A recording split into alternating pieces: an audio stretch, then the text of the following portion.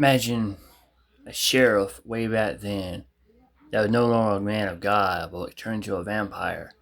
Back in 1876, while towns across the desert starved under endless drought, Dry Creek prospered, its fields green, its cattle fat, its chickens fed. But behind the locked doors of the wooden house, a dark truth thrived. Prisoners entered but never returned. Was there a sheriff, a protector, or a curse dressed in a badge? There's been reports about vampires way back then during Christ's age. You can find them in the Bible. Isaiah 32. That's another verse about a vampire called Lilith. But I digress. Sure, we get in the video. Longer meant, and each time it told, another boy vanished from the valley. No graves were ever dug, no bodies ever returned. Some whispered the monks were keeping something in a coffin beneath the altar, something that woke only when blood was spilled. So when a church scribe was sent up there in the winter of 1844, he thought he'd be copying records. Instead, he found the brothers feeding their father in the dark. If you want more stories the history books won't tell, make sure you're subscribed, and tell me in the comments, where are you listening from tonight? The first sound was the bell. It rang through the Appalachian Valley with a slow, heavy toll, each strike echoing off the frozen cliffs. Snow clung to the pines, thick and wet, sagging their branches toward the ground. The wind carried the sound across the woods like a warning, steady and grim. A boy stumbled through the snow. His robe was torn, his chest heaving, bare feet leaving streaks of red behind him. He pressed a strip of cloth tight to his arm, but the blood still leaked through. Every step weakened him, yet he pushed forward, desperate to escape. Behind him came the voices, dozens of them rising together in low chant. The sound grew and fell like waves, words he could not understand but felt in his bones. Lanterns swung between the trees, glowing faintly through the storm. The robed figures carrying them did not run. They walked slowly, in perfect rhythm with the bell, as if they already knew the boy could not get far. He dared not look back. He knew those men. He had prayed with them, worked beside them, broken bread with them. They were the brothers of the mountain chapel. Now they were hunters, and he was the prey. The boy tripped on a buried root, crashing hard into the snow. Pain shot through his knee.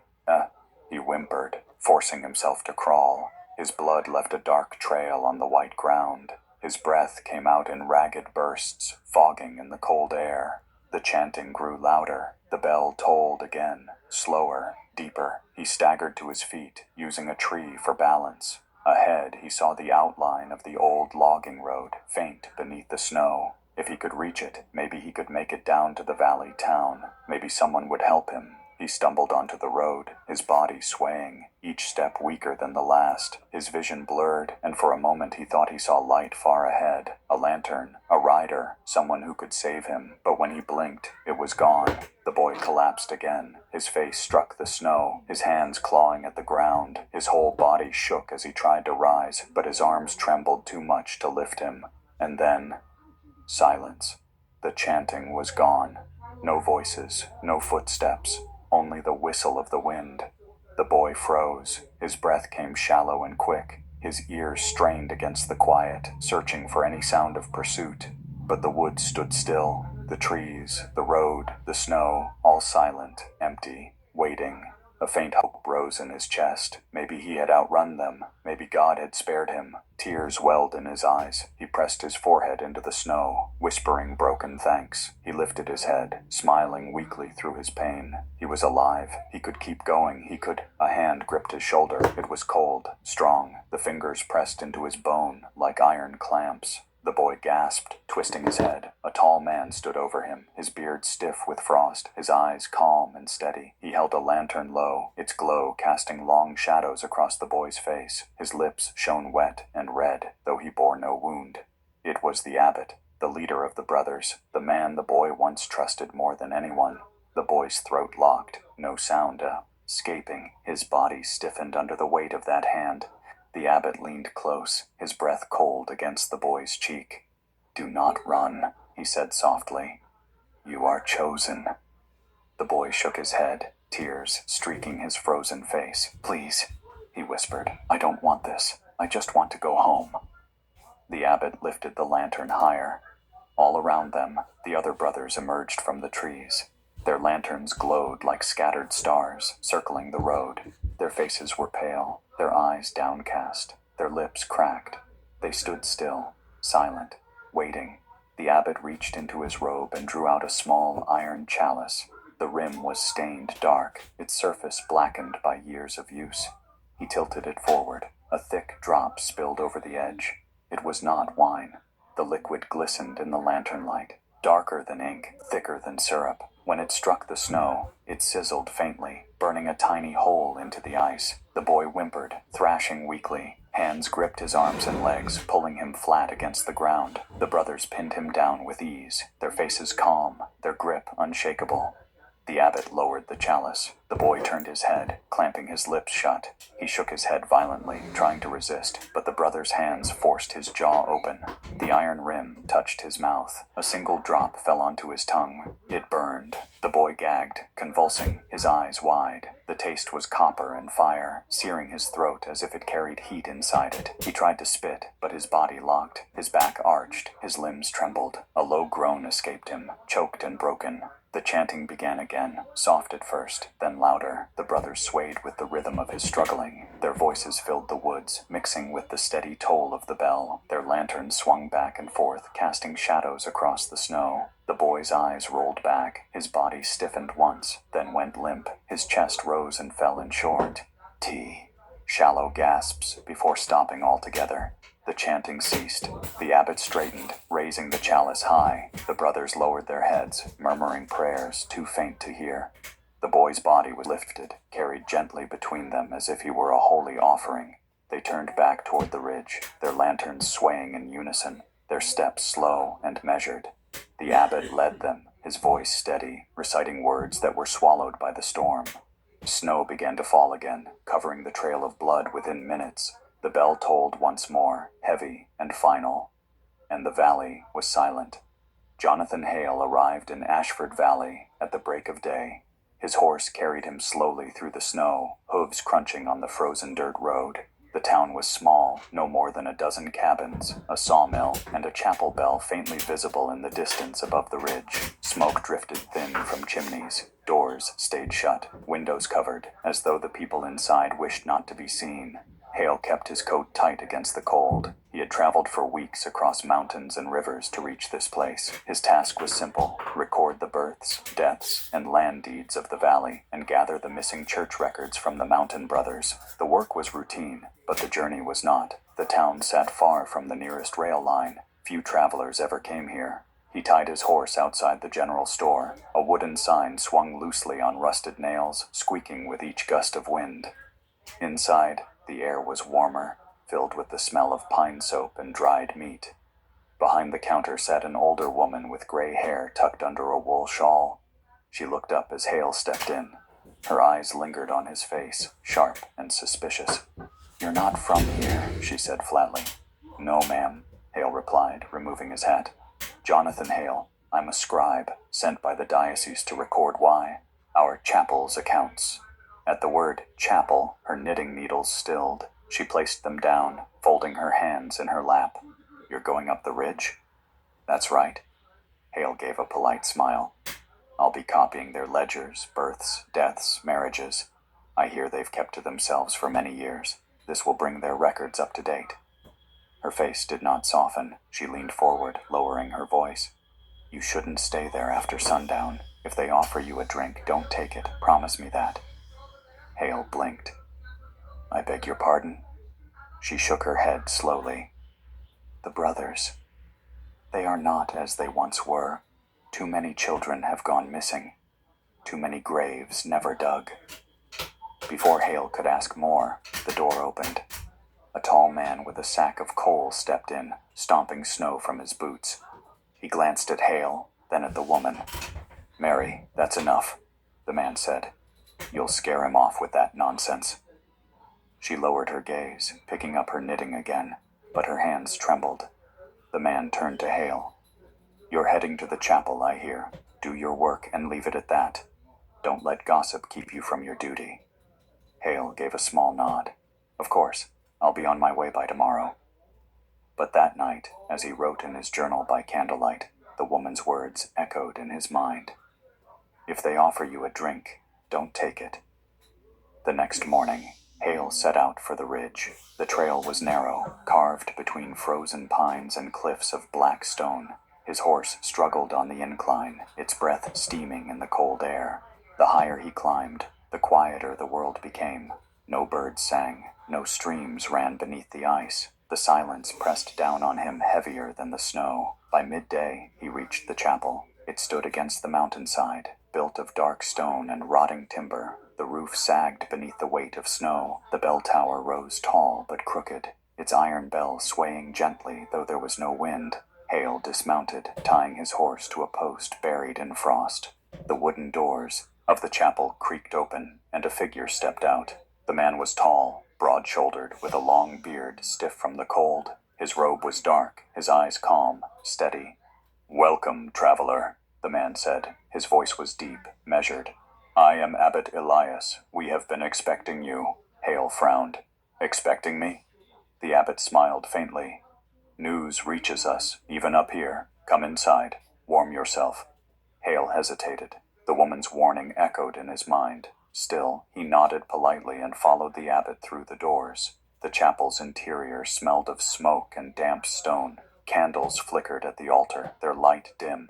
The pews were empty, the air colder than outside. Wooden crosses hung along the walls, but some leaned sideways, others upside down, nailed as if carelessly placed. The abbot led him forward. From the shadows, brothers emerged one by one, pale men in heavy robes, their faces drawn and tired. None spoke, none smiled. They stood in silence, watching Hale with eyes that did not blink often enough. The abbot gestured toward a small silver chalice on the altar. Its rim was black, as though scorched. "You have traveled far," Elias said. "Join us, drink, and be welcomed." Hale's throat tightened. He forced a smile. "Perhaps later. The records first, if I may. The work is what brought me here." The abbot's eyes lingered on him, too long, too still. Then he nodded. "As you wish. Follow me." He led Hale down a narrow hall, the stone walls damp, the air colder still. Their footsteps echoed softly. At the end stood a heavy iron door bound in rust. Deep scratches scarred the frame, like marks left by fingernails. The abbot drew a key from his robe. The lock groaned as it turned. He pulled the door open. Inside was not a library of scripture. It was a vault of ledgers, shelves stacked to the ceiling, each spine marked with years. Some stretched back further than thus, E-Town itself. Hale stepped inside slowly, his breath clouded in the cold. He brushed dust from a spine and opened it. The pages were filled with names. Beside each name was a date, and beside each date, the same word written again and again. "Taken." Hale turned, his voice unsteady. "What kind of record is this?" The abbot's faint smile never changed. "These are the lives we have kept." The iron door swung shut behind them with a heavy thud. The sound echoed in the stone hall, deep and final. Hale did not hear the lock turn, but he felt the weight of it all the same. Jonathan Hale stood in the vault, staring at the rows of ledgers stacked high along the walls. Each spine bore a year, some recent, others reaching back before the town of Ashford was even settled. He pulled one from the shelf, brushing away dust. The cover creaked as he opened it. Inside, the pages were filled with lists of names written in careful ink. But where he expected births and baptisms, there were only dates. No births, no marriages, only names and dates marked with the same word over and over. Taken. Dozens of pages, all the same. He turned to the abbot, his voice low. "What are these records?" Abbot Elias's expression remained calm. "They are the truth of this place, every life that has passed through our hands." Hale closed the ledger, unsettled. He replaced it on the shelf, choosing another. The same pattern. Dozens more names, taken. A chill crept along his spine. "You mean to say these are deaths?" Hale asked. The abbot tilted his head slightly. "Not deaths. A death is an ending. These are transformations. They are beginnings." Hale felt the cold of the room pressing closer. His hand tightened around his journal, the leather warm compared to the damp stone air. I was sent here to record marriages and births, Hale said, his tone firm. These books show neither. They're meaningless to the church. The abbot's eyes lingered on him, calm but steady, as though studying his every word. The church does not understand what is kept here. They would not accept it. But you may come to see. Hale shook his head. I'm here to write, nothing more. The abbot smiled faintly, as if he had heard that before. Then write. He left Hale alone in the vault. The heavy iron door closed behind him, the echo deep in the stone. Hours passed. Hale worked by the light of a single candle. The ledgers spread out before him, each page stranger than the last. Some dated back 50 years, others nearly a century. All told the same story, names, dates, taken. The more he read, the more uneasy he felt. Some names were familiar from the valley town below, families still living, yet their ancestors' records ended here, with no graves, no births after. It was as if entire bloodlines had been cut short. At one point he found a name repeated twice, a boy listed as taken in 1819 and again in 1836. The same name, the same family. Hale frowned confused. Was it error or something worse? His candle burned low. Shadows filled the corners of the vault, pressing close around him. The silence was heavy, broken only by the faint drip of water from the stone ceiling. At last, Hale closed his journal. He needed air. He pushed the door open and stepped back into the hall. The corridor stretched, long and dark, lit only by a lantern set on the wall. The air smelled faintly of smoke and iron. From somewhere deeper in the chapel came a sound, a voice, low and steady, singing a wordless hymn. Hale followed the sound, drawn despite his better judgment. The corridor ended at another heavy door, this one wooden and bound with thick bands of rusted iron. Strange markings were carved into its surface, symbols Hale did not recognize, crosses bent into odd shapes, circles pierced with lines. The sound came from behind it, voices, not one, but many, rising together in chant. He reached for the handle, but it would not move. The door was locked. Footsteps chode behind him. Hale spun. A novice stood at the end of the hall, a boy no older than 17, his robe hanging loose on his thin frame. His face was pale, his lips dry. He stared at Hale for a long moment before speaking. "You shouldn't be here," the boy whispered. Hale lowered his voice. "What's behind this door?" The novice glanced at it, then back at Hale. His eyes darted nervously, as if afraid someone might hear.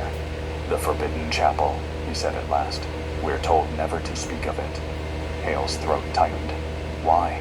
What happens in there?" The boy stepped closer, his face pale in the lantern light. "At night, they gather. They say prayers not meant for God. And the coffin..." His voice broke off. He glanced around again, shaking his head. "The coffin must be fed," he whispered. Before Hale could ask more, the novice turned and hurried back down the hall, vanishing into the shadows. Hale stared after him, his heart pounding. He looked back at the iron-bound door. The chanting grew louder, steady, unbroken. His hand hovered near the handle, but he forced himself to step away. Not yet. He needed to learn more before opening that door. That night, Hale was given a narrow bed in a cold stone cell. The straw mattress was thin, the blankets damp from the mountain air. He lay awake, staring at the ceiling as the hours crept by. The chapel was not silent. From somewhere beneath him, faint through the stone, came the sound of chanting. Low at first, then rising, dozens of voices moving as one. Hale pressed his ear to the wall, his breath shallow. The sound came from deep underground. Then he heard something else. A moan, weak, human. The sound of pain. It lasted only a moment before the chanting swallowed it. Hale pulled back from the wall, heart pounding. His hand shook as he reached for his journal. He lit a small candle and began to write. The chapel keeps more than records. The brothers gather at night in a locked chamber below the halls. Voices chant prayers not of Christ. I heard a coffin spoken of by one novice. Tonight, I heard it. Someone crying out, then silence. If this is true, the valley's missing may be here. Not buried, not lost, kept. The candle flickered, nearly gone. Hale closed his journal and lay back, though sleep would not come. The bell tolled once in the night, slow and heavy, though no hands should have been pulling its rope at that hour. And still, the chanting continued. By morning, the brothers gathered in the dining hall. A simple table stretched the length of the room, wooden bowls filled with thin broth. Hale sat among them, watching as they lowered their heads in silence. None spoke, none looked up. They moved together as if bound by the same thought. The abbot raised his hand. A brother stepped forward, carrying the silver chalice Hale had seen before. Its rim was dark, its surface stained. One by one, the monks drank. Their lips touched the iron rim, their throats swallowing deeply. When they pulled away, a faint trace of red clung to their mouths. The chalice was passed down the line. When it reached Hale, the room grew still. Every eye turned to him. His hand hovered near it, but he did not touch. The woman's warning in the town echoed in his mind. If they offer you a drink, don't take it. He forced a polite smile. My stomach is weak from travel. I'll eat plain food if it pleases you. The abbot's calm eyes fixed on him. The silence stretched. Then, slowly, the abbot nodded. As you wish, he said. The chalice passed on, but Hale saw the looks exchanged between the brothers. Quiet glances, knowing and cold. He had marked himself different from them, and in a place like this, he wondered what price that difference would cost. The next 2 days passed in uneasy silence. Jonathan Hale spent his daylight hours in the vault, hunched over the ledgers, his candle burning low as he copied names and dates into his journal. The workshulum had have been dull, yet every page unsettled him more. He never found baptisms, marriages, or proper deaths. Just the word written over and over in the margins. Taken. Each time he closed a book, he felt as though he had brushed against something unholy. By night, he lay in his stone cell, listening to the chapel walls hum with faint voices. The chanting rose and fell in waves, never fully quiet. Sometimes, in the deepest hours, he thought he heard footsteps in the hall, though no one passed his door. The brothers kept to themselves. They spoke little, moving through their routines like shadows. Hale studied them when he could. Their skin was pale, stretched thin across their faces. Some bore dark stains on their lips, as if something had bled there and never been cleaned. He wrote each detail in his journal, though he wondered if anyone outside these mountains would ever believe it. On the morning of the third day, Hale noticed something strange. At breakfast, only 12 brothers sat at the table. He had counted 15 the night before. He set his spoon down, watching quietly as the meal passed in silence. No one spoke of the missing 3. Their bowls were gone, their places empty, as if they had never existed. Afterward, when the others dispersed, Hale stopped one of the younger novices in the corridor. The boy was pale, his eyes heavy with sleeplessness. "Where are the others?" Hale asked softly. "I counted 15. Now there are 12. The novice froze, his lips parting slightly. He glanced up and down the corridor, then leaned close. "They've been called," he whispered. "Called where?" The boy shook his head quickly. His hands trembled as he gripped his robe. "Don't ask. You'll see soon enough." Then he hurried away, disappearing into the shadows before Hale could press him further. The words echoed in Hale's mind all day. Called. Called where? Called to what? That night, the chanting was louder. Hale rose from his bed, pressing his ear to the wall. The sound was seen, clearer now, dozens of voices moving as one, echoing from somewhere deep beneath the chapel. His skin prickled as he heard a low moan buried within the hymn. He lit his candle and opened his journal. His hand shook as he wrote. 3 missing. The novices say they have been called. Chanting below grows louder each night. I fear the Forbidden Chapel holds what the abbot does not wish me to see. If the valley's missing children are not buried, they are here. Alive or not, I cannot yet say. The candle guttered. He shut his book and lay back, staring at the ceiling. Sleep never came. The next morning, Hale left his work early and walked the corridors. He followed them quietly, memorizing their turns. Some ended at locked doors, others twisted into stairways that led downward before ending in blank stone walls. Everywhere he turned, he saw the same carvings scratched into wood and stone. Symbols of circles, crooked crosses, lines crossing over themselves. The markings looked less like scripture and more like warnings. As he passed a narrow stairwell, he heard a faint sound. Not chanting this time, but weeping. He followed it downward, each step creaking under his boots. The stair ended at a small wooden door. The sound came clearer now. a weak voice crying softly. Hale pushed the door open. The room beyond was small, little more than a storage cell. A single boy sat on the floor, his knees pulled to his chest. He wore the robe of a novice, though it hung loose on his frame. His face was pale, his eyes sunken. When he saw Hale, he flinched back, pressing against the wall. "It's all right," Hale said softly. He kept his voice calm. "I'm not here to harm you. Why are you down here?" The boy shook his head, whispering, "They're coming tonight. I don't want it. I don't want to go." "Go where?" Hale pressed. The boy's lips trembled. He lowered his head, whispering so faintly Haught, I'll have to lean in. "The coffin," he said. "They feed it. They'll feed me next." Hale's blood ran cold. "What coffin?" The boy shut his eyes, rocking back and forth, refusing to answer. His thin shoulders shook as he wept. Hale wanted to ask more, but footsteps echoed above, heavy, steady, drawing closer. He quickly backed out of the cell, pulling the door shut. He hurried back up the stairs, heart pounding. That night, Hale did not try to sleep. He sat in the dark, listening. The chanting began again, louder than ever. The bell tolled once, then fell silent. And then he heard it, the scrape of wood, the groan of heavy hinges. Somewhere below, a door was opening. Lantern light flickered faint through the cracks in the floorboards. Shadows moved below, dozens of them, swaying with the chant. Hale crept to the hall, his bare feet silent on the stone.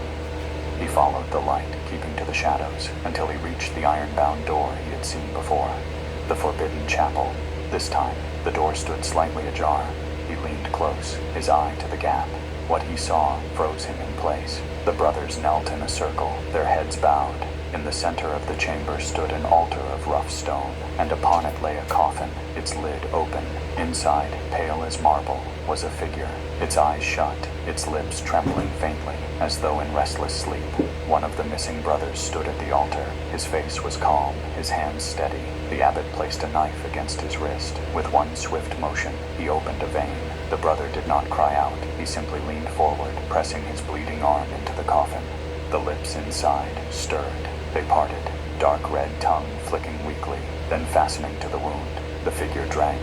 The brother swayed, his body trembling as blood drained from him. The chanting grew louder, faster, shaking the chamber. Hale stumbled back from the door, his chest heaving, bile rising in his throat. He pressed a hand to his mouth, forcing himself not to cry on. "Ute." He turned and hurried back through the corridor, every nerve in his body screaming. Now he understood what taken meant. It did not mean buried. It meant fed. Morning came gray and heavy. Snow fell hard against the chapel roof, rattling the shutters. Jonathan Hale sat on the edge of his straw mattress, his body stiff, his mind restless.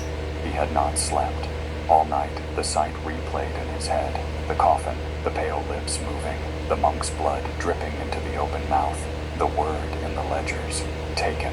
He pressed his hands to his face. Every instinct told him to leave, to ride down the mountain and never return. But the horse was tied outside under the brothers' watch, and even if he managed to mount it unseen, the trail was narrow and steep. They would catch him before he made it halfway. For now, he had no choice but to remain.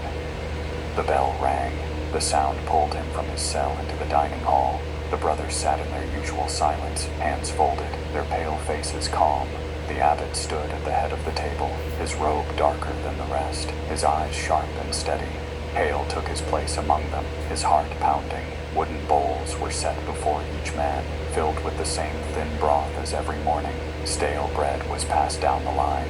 Hale dipped his bread in the broth, forcing himself to chew, though the taste turned sour in his mouth. Then the chalice was brought out, a silver vessel, darkened at the rim, its surface stained from years of use. A young novice carried it carefully, his hands trembling as he set it before the abbot. Abbot Elias lifted the chalice high. "My brothers," he said in his slow, measured tone, "we give thanks for the gift that sustains us. May it keep us bound as one body, one voice."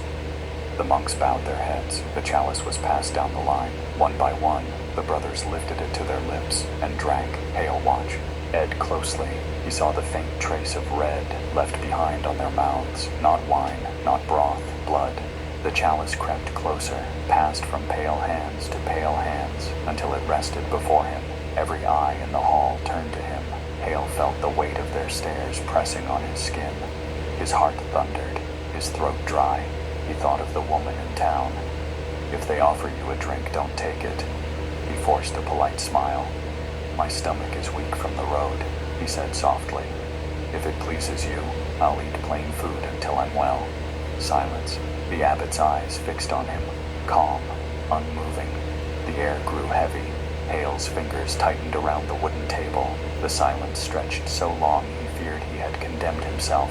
Then, at last, the abbot nodded. As you wish, he said. The chalice was passed along, but the stares did not leave Hale. He felt them even as the bowls were cleared, even as the brothers filed silently out of the hall. He remained seated, his breath shallow, until only the abbot and one novice remained. The abbot stepped closer, resting a hand on Hale's shoulder. His grip was firm, cold. You must not refuse forever, Elias said quietly. The gift waits for all who come here. You cannot stay apart from it. Hale swallowed hard. I came only to copy your records, nothing more. The abbot's hand lingered a moment, then released. His calm smile returned. Copy then, write what you see. But know this, no page leaves this mountain unless we allow it. He turned and walked away, the novice following close behind. Hale sat frozen, his chest heavy, his hands shaking. Later that day, Hale returned to the vault. His candle flickered weakly against the shelves of ledgers. His eyes burned from lack of sleep, yet he forced himself to keep writing. The word taken appeared again and again, always marked in the same careful hand. He found whole families listed across decades, their names ending without explanation. In one book, the margin bore a note written smaller than the rest. Brought below. The words chilled him more than the cold stone air. As he worked, footsteps approached. Hale blew out his candle and pressed himself against the wall. The vault door creaked open. Two novices entered, carrying a heavy wooden box between them. Their faces were pale, their lips moving silently in prayer. They set the box on the floor and pried it open with iron tools. Hale peered through the shadows. Inside the box were glass jars, each filled with dark liquid. The novices lifted them carefully, one by one, and placed them onto the shelves beside the ledgers. The candlelight caught the glass. The liquid inside was thick, red, blood. Hale's stomach twisted. The novices whispered to each other. For the chalice, one said. Keep it filled. The other nodded, setting the last jar in place. They closed the box, lifted it again, and carried it out. The vault door shut behind them. Hale pressed a hand to his mouth, his chest heaving. He waited long minutes before relighting his candle. He looked at the jars gleaming on the shelves, nestled among the ledgers of names. The gift, the abbot had called it, the gift that sustained them. Hale realized now the chalice never emptied. It was kept full by jars, and those jars were filled by the missing. That night, Hale lay awake again. The chanting returned, louder than before, echoing up from beneath the chapel. He thought of the novice he had found in the storage cell, weeping that he would be fed to the coffin. He thought of the three missing brothers. He thought of the pale figure in the box, lips twitching as it drank. And he thought of the chalice, passed down the line, waiting for him to drink. Sleep never came. He stared into the dark until the bell rang again, slow and heavy, shaking the mountain. The brothers gathered below. The chanting swelled, and Hale knew with rising dread that the day would soon come when refusal would no longer be possible. The storm had not eased. For 3 days, the mountains were buried in snow, cutting the chapel off from the town below. The trail vanished under drifts taller than a man. The brothers carried on with their routines, unaffected, as if they had expected the storm. Jonathan Hale, however, felt trapped. Each morning he rose, walked the same stone halls, and copied the same terrible ledgers by candlelight. Each night he returned to his cell, listening to the endless chanting from below. He had begun to lose track of time, his body stiff from cold and hunger, his mind clouded by lack of sleep. But something kept him working. Some pulled toward the books, toward the truth he could not yet see. It was during one of these long hours that he noticed the locked cabinet. The vault was lined with shelves, but in the far corner stood a tall, iron-bound case, its doors chained shut with heavy locks. Dust covered its surface, undisturbed. Hale had not seen the abbot or any brother approach it. The sight of it drew him like a flame. He worked through the day, waiting for his chance. Finally, when footsteps faded down the hall and silence returned, Hale rose from his stool. He carried his candle across the vault, the flame trembling in his hand, and crouched before the cabinet. The locks were thick, rusted with age. No keys hung nearby. He pulled at them, but they did not budge. He searched the room, running his fingers along the stone walls, the shelves, the table. Nothing. At last, he reached into his satchel and withdrew the small iron tool he used to mend his quills, narrow, sharp at the end, not a key, but perhaps enough. He worked in silence, his breath shallow. The candle guttered as he twisted the metal. Once, twice, the lock clicked faintly. Then again, another click. The chain loosened, the cabinet doors creaked open. Inside lay more ledgers, but these were different. The leather was older, cracked and curling at the edges. Some covers bore strange symbols burned into them, the same markings Hale had seen carved into the chapel walls. Others were stained dark, as though something had spilled across them long ago. Hale set one on the table, brushing dust from the cover. He opened it carefully. The first page bore a year, 1762. His eyes widened. This was before Ashford had even been settled, before the chapel was built. He turned the pages slowly. The same pattern appeared. Names, dates, the word taken. But here, the names were not from the valley. They were from towns far away. Pennsylvania, Virginia, even across the sea. Whole families listed, all ending the same way. Hale's stomach turned. He set aside the book and opened another.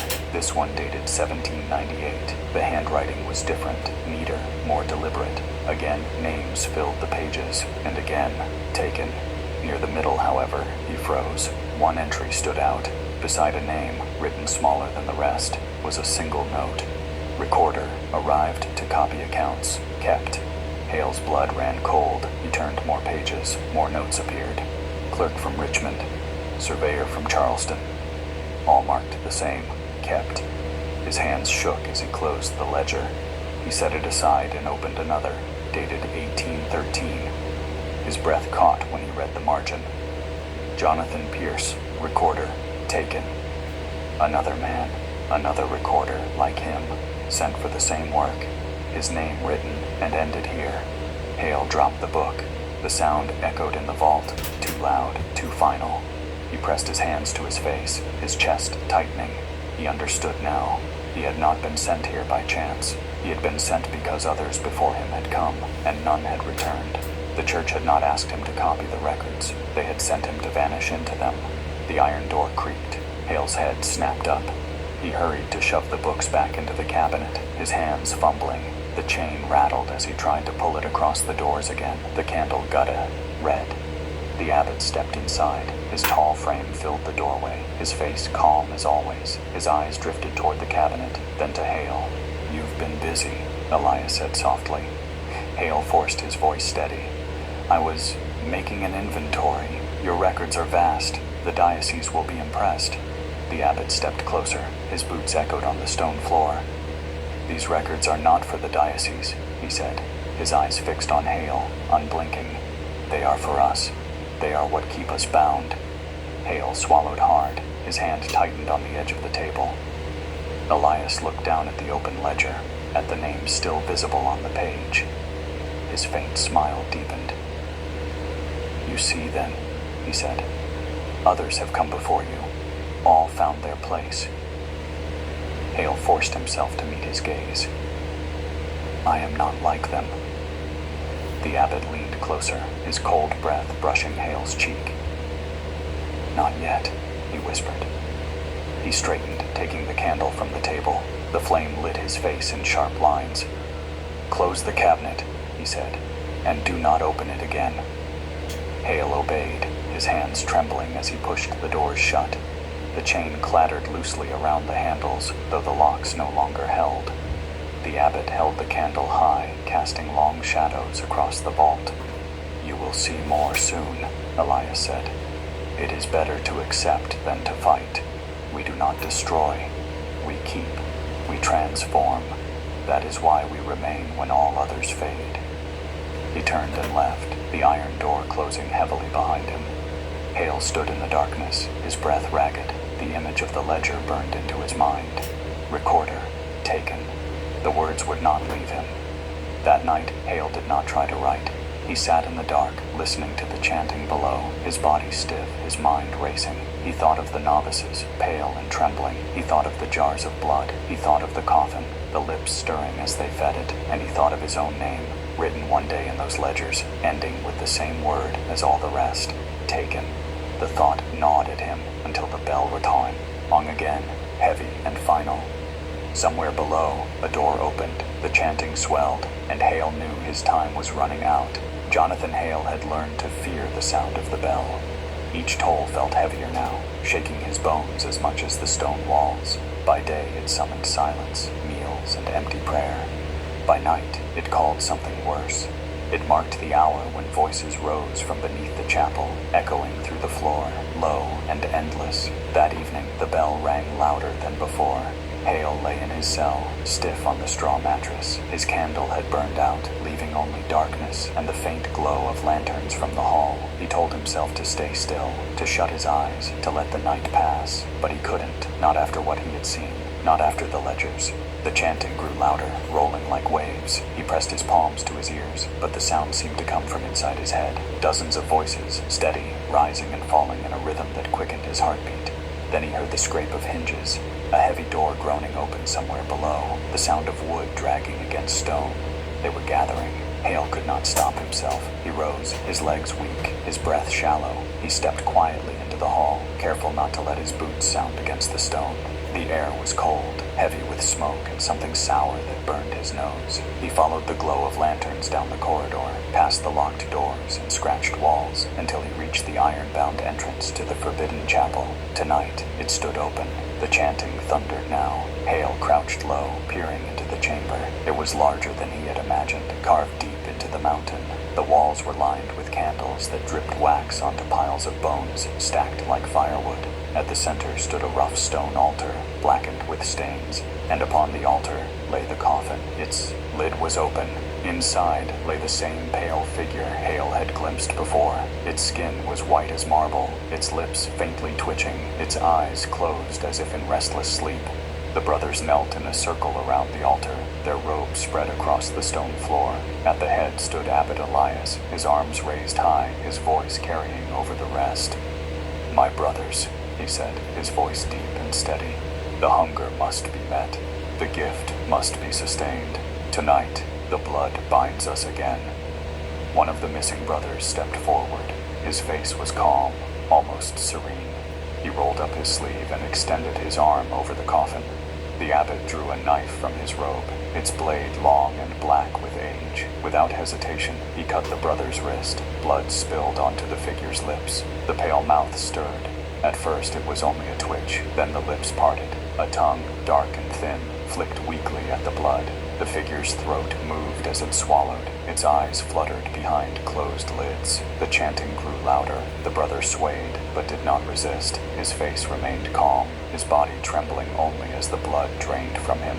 The abbot steadied him, holding his wrist firm until the figure inside the coffin latched on. The sound turned Hale's stomach. A wet, slow pulling, lips drawing at flesh. The brother gasped softly, his knees buckling. Still, he made no cry. The abbot's voice rose. "By this offering we remain. By this hunger we are kept. By this blood we are bound." The figure's chest began to rise and fall. Its pale skin flushed faintly, as if warmth were seeping back into it. Its fingers twitched against the coffin's edge. Hale's hand gripped the doorframe, his breath shallow, his body trembling. Every instinct screamed at him to flee, but his legs would not move. Another brother stepped forward, pulling back his sleeve. The abbot released the first, who collapsed weakly into the arms of the others. The second pressed his wrist to the coffin's mouth. The figure drank greedily now, its lips clamped tight, its throat moving teetily. Its eyelids flickered, and for a moment Hale thought he saw them part. Two pale eyes rolled open, cloudy but alive. They fixed on nothing at first, then slowly turned toward the abbot. The chanting reached a fevered pitch. The monks swayed, their voices deep and wild, echoing off the stone until it felt like the whole mountain was alive. The abbot leaned close to the figure. His voice was soft now, almost tender. "Feed, Father, feed and rise again." The figure stirred, lifting its head slightly from the coffin. The sound of its drinking grew stronger, deeper. Hale stumbled back, his hand slipping on the stone. The door creaked under his weight. Dozens of heads snapped toward him. The chanting stopped, the abbot's calm eyes fixed on Hale. "Bring him," Elias said. The brothers rose as one, their pale faces turned toward the outsider. Their footsteps echoed as they advanced, steady and unhurried, as though certain he could not escape. Hale spun, his heart pounding, and fled down the corridor. His candle sputtered out, leaving him in darkness, but still he ran. His boots slammed against the stone, his breath ragged, the sound of footsteps chasing him close behind. He turned corner after corner, desperate for the stairs that would lead him back to his cell, back to the surface. His hand scraped the walls, guiding him through the dark, but the voices returned, chanting again, rising behind him like a tide. The sound followed him through the halls. The brothers were coming. Jonathan Hale ran blind through the stone corridors, his hands scraping the walls for balance. His candle was gone. His boots slipped on patches of ice, but fear drove him forward. Behind him came the sound of pursuit, robes brushing against stone, footsteps in perfect rhythm, and the voices, low, steady chanting that did not quicken though they chased him. Hale stumbled up a narrow stairwell, his breath sharp in his chest. He pushed open a wooden door and spilled into the main hall of the chapel. Moonlight leaked faint through the high windows, cold and pale. The pews stretched out in silence, shadows long across the floor. He ran for the doors, but they were already closed. A figure stood before them. The abbot, his tall frame blocked the exit, his beard rimmed with frost, his eyes calm and unblinking. He raised one hand, and the chanting behind Hale ceased. "You have seen what was meant to be hidden," Elias said, his voice low but steady. "Now you must choose, to remain apart, or to be bound." Hale backed toward the pews, his chest heaving. "I came only to write," he said, his voice trembling. "To copy your records, nothing more." The abbot stepped closer, his boots echoing against the stone. "The records are more than words, Jonathan. They are blood, they are life, and you have placed yourself among them." The brothers emerged from the stairwell, their lanterns glowing faint. They spread across the hall, circling Hale in silence. Their pale faces watched him, their eyes glinting in the weak moonlight. Hale's heart hammered. He turned toward the side aisle, searching for escape, but the monks closed in. Cold hands seized his arms, his shoulders, his wrists. He struggled, thrashing, but their grip was iron. The abbot nodded once. "Bring him." They dragged Hale down the center of the chapel, past the altar, back toward the iron door. He kicked against the stone, his voice breaking. "Let me go. I want no part of this." The abbot walked ahead, leading them calmly, his lantern swinging. "You cannot escape what has been written," he said. "You are here because it was meant. You are the next line in the ledger." They pulled Hale through the open door into the forbidden chapel. The candles still burned along the walls. The coffin still lay open upon the altar. The pale figure inside stirred faintly, lips twitching, throat moving as if hungering. The monks forced Hale to his knees before it. His arms were stretched wide, held firm by their hands. His chest heaved, sweat cold on his skin. The abbot stood over him, the black knife glinting in the candlelight. "Do not resist. The more you fight, the more it consumes. If you yield, you may endure." Hale shook his head violently. I won't be part of this." The abbot lowered the blade, but instead of cutting Hale, he pressed the flat of it against his chest. The cold metal burned against his skin, though no wound opened. The abbot's voice deepened. "The mark is given," Elias said. "The vein will carry it." Hale gasped, his skin seared with pain, though the blade did not pierce him. A black vein spread outward from the point, crawling like ink beneath his flesh. He screamed, twisting against the hands that held him, but the monks did not relent. When the pain eased, he collapsed forward, gasping. His skin felt cold, his body weak. He looked down at his chest, at the black line still visible just below the skin. The abbot raised the chalice. "You must drink," Elias said. "Only then will you belong. Only then will you live." Hale's stomach churned as the chalice was lowered before his lips. He turned his head away, his mouth clamped shut. The monks tightened their grip. One forced his jaw open. The rim of the chalice touched his lips. He smelled it before he tasted it. Iron, salt, rot. A single drop fell onto his tongue. It burned like fire, searing his throat, spreading through his veins. He gagged, choking, trying to spit, but the hands held him firm. His vision blurred. His chest tightened. The coffin stirred. The figure inside shifted, its eyes fluttering open. Pale and clouded, they rolled toward Hale. Its lips parted, a weak hiss escaping. The abbot's voice thundered, "Father, he is given to you." The monks lifted Hale, dragging him forward, his feet scraping against the stone. He struggled, kicking, thrashing, but his strength failed him. They pressed his arm to the coffin's edge. The figure inside reached up with trembling hands. Its grip was cold, stronger than Hale expected. Its lips pressed to his wrist. Hale screamed as the mouth latched on. The pull was slow at first, then deeper, stronger. His blood drained, his vision dimming. His body trembled, his voice breaking into sobs. The abbot's voice rose with the chant. "By this blood he is bound, by this gift he is kept." The figure's pale face flushed faintly with color. Its lips moved greedily, its throat swallowing steadily. Hale's head swam, his chest hollow. The monks swayed, their voices filling the chamber. Hale's knees buckled, his strength ebbed. Darkness pressed at the edges of his sight. Just before he lost consciousness, the figure released him. His arm fell limp, blood dripping onto the stone. The monks let him collapse. The abbot knelt beside him, placing a cold hand on his chest. Hale's body trembled with each shallow breath. The black vein across his skin spread further, winding up his arm and across his neck. "You are ours now," Elias whispered. "You will endure. You will remain." The chanting slowed. The coffin fell still once more. Its occupant sated. Hale lay weak on the cold stone floor, his body trembling, his mind clouded.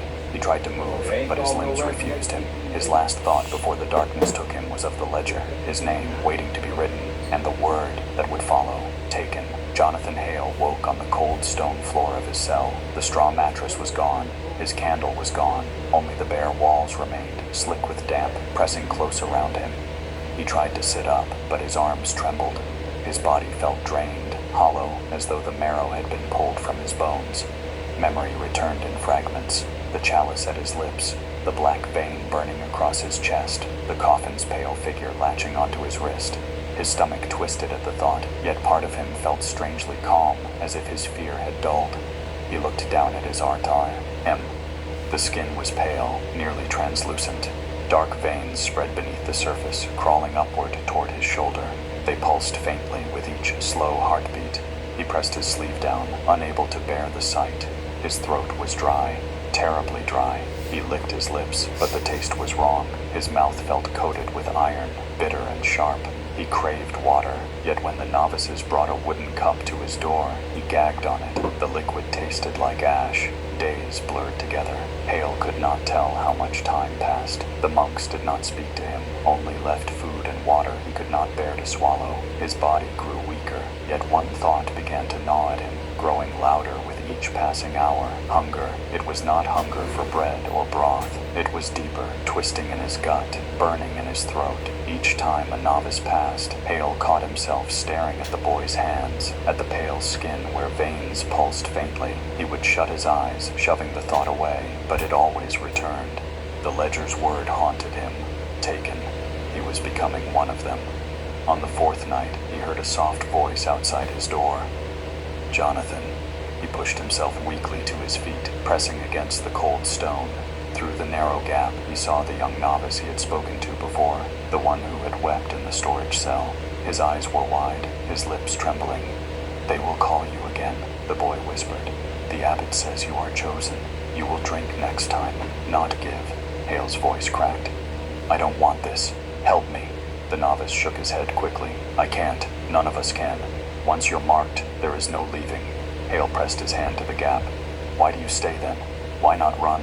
The boy's eyes filled with tears. "Because even if I ran, I'd still hear them. The hunger follows you. It doesn't let go." He glanced over his shoulder, then whispered quickly, "If you want to resist, you must starve it. Don't take the chalice. Don't feed. If you do, you'll never come back." Before Hale could answer, footsteps echoed down the hall. The novice flinched and slipped away. vanishing into the shadows. The silence that followed pressed on Hale like a weight. He staggered back to the corner of the cell, his body trembling, his throat burning with thirst. "Starve it," the boy had said, but how long could he resist before it consumed him from within? The next morning, Hale was taken from his cell. Two brothers gripped his arms, their hands cold and firm. He tried to pull free, but his strength was gone. They led him into the dining hall once more, where the long table was already set. The abbot sat at the head, his calm eyes fixed on Hale as he was forced into a chair. "You grow weaker," Elias said softly. "That is the hunger. Do not fear it. Accept it, and it will keep you." A bowl of broth was set before Hale. He pushed it away. His stomach turned at the smell. The chalice was carried in. The novice holding it trembled, his eyes fixed on the floor. He set it before Hale, then stepped back quickly, as though afraid to be near. The abbot gestured. "Drink." Hale stared at the vessel. The rim was blackened, the liquid inside dark and thick. His throat burned, his chest ached. He clenched his jaw, forcing his voice out. "No." The hall fell silent. Dozens of pale faces turned toward him. The abbot did not move. His eyes remained calm, steady. "If you refuse, the hunger will tear you apart. You will beg for it soon." Hale gripped the edge of the table, his knuckles white. "I will not become what you are." A faint smile touched Elias's lips. "You already are." The chalice was lifted away. The brothers bowed their heads in silence, their lips twitching faintly as though smiling. Hale felt their eyes on him even after the hall emptied. That night, the hunger grew unbearable. He lay on the cold floor, his body twisting, his throat burning like fire. His skin itched where the black vein spread, crawling now across his shoulder and down his chest. His stomach felt hollow, gnawing at itself. When footsteps passed in the hall, he pressed against the door, his mouth open, his breath ragged. The faint pulse of the novice carrying the lantern filled his ears. He gripped the bars, his teeth bared, fighting the urge to cry out. He pulled back only when the boy was gone, shame and horror flooding him. He was losing himself. On the seventh day, the abbot came to him. Elias entered the cell alone, carrying no lantern, yet his presence filled the room like light. He crouched before Hale, studying his pale face, his trembling hands. "You feel it now," Elias said softly. "The gift. It burns, but it is not death. It is life. You only fear because you cling to what you were. Let it go, and you will never fear again." Hale forced a whisper. "You call this life? Feeding a coffin?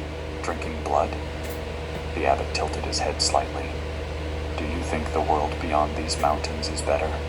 Out there, men feed on each other just the same. Here, we do not waste. We keep. We endure." He reached out, gripping Hale's chin, tilting his face upward. "You will see, Jonathan. Whether you yield or not, the hunger will claim you." He released him, rising to his feet. "When you are ready, the chalice will be waiting." The door closed behind him, leaving Hale in silence. Hale pressed his forehead to the stone floor, his body shaking. His chest burned, his throat raw, his veins alive with something not his own. The hunger was not fading, it was growing. The storm broke at last. The wind fell quiet. The clouds pulled back from the ridge. By afternoon, the sky was a flat, pale gray, and the trail to the valley showed under the snow like a scar across the mountain.